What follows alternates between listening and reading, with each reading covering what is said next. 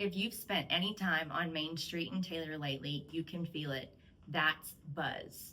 Taylor's energy is building. New jobs, new suppliers, and new faces are filling our streets.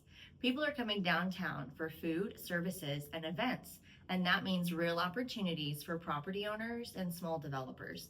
If you're thinking about investing, selling, or just trying to understand what's changing, this episode's for you. We're breaking down why downtown Taylor is growing, where the best opportunities lie, and how to do smart due diligence before you make a move. Let's dive in. Let's take a look first at why downtown Taylor is growing. Taylor's population keeps climbing. We're sitting now around 17,800 plus residents as of July, according to the US Census. What's one of the biggest drivers, you ask? Samsung's advanced semiconductor plant, announced back in 2021. That project kicked off a wave of suppliers and related firms setting up nearby. Add to that the RCR Taylor Rail Logistics Park, bringing new industrial and logistics users into the mix. Together, they're creating steady demand for housing, dining, retail, and short-term stays, all of which pull attention right back to downtown.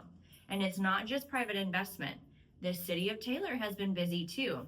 The renovation of Heritage Square gave us a central, lively gathering spot for events and everyday hangouts. Meanwhile, the old Taylor High Adaptive Reuse Project turned a historic building into a creative hub, full of restaurants, art, and nightlife. Both projects prove that people are ready for authentic, walkable places right here at home. Let's take a look next at what kind of infill fits downtown. Downtown Taylor isn't about massive high-rises. It's about small, walkable projects that add life to our streets. Here's what fits best. Adaptive reuse. This is transforming historic structures into restaurant, studios, or boutique lodging. Mixed-use storefronts, retail, which is on the first floor, or they have short-term stays or housing above.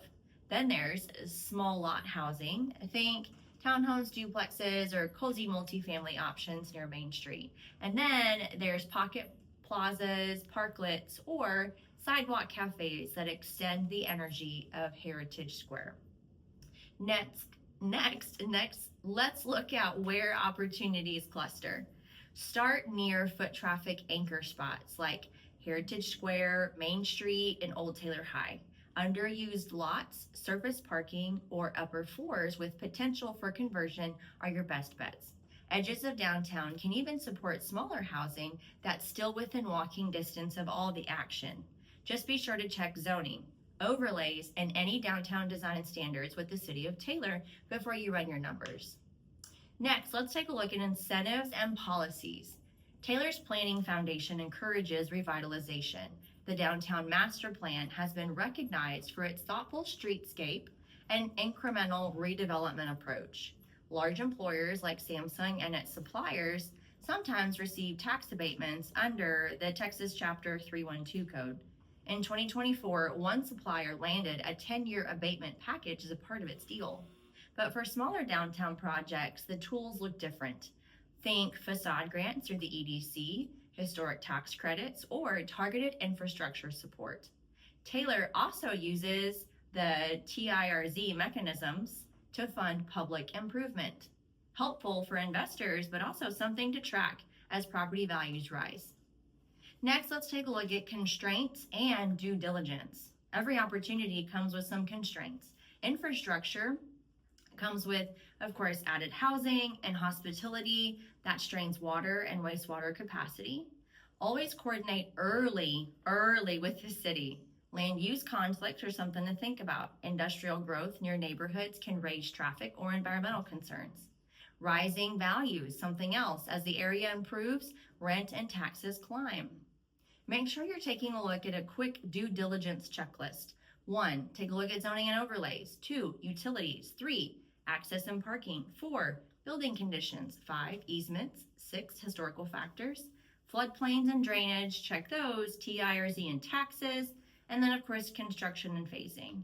Last, let's take a look at owner and seller tips. If you already own property downtown, your best buyer is someone with a clear plan. Make it easy for them to see the potential. Put together a property packet. Include a current survey, utility information, access notes, and any permits that you already have. Highlight your property to the proximity of Heritage Square and other attractions. Showcase possible uses that match current zoning. A polished presentation shortens decision time and can boost your final price, which is our main goal, right?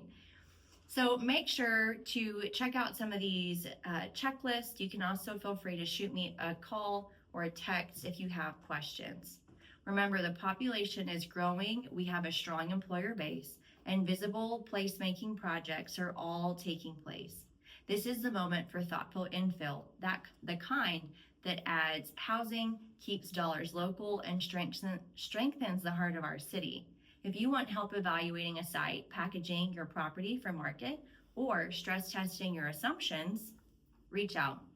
I'm Paige Morris, your homegirl in a cowboy hat, and I'd love to help you map your next best step.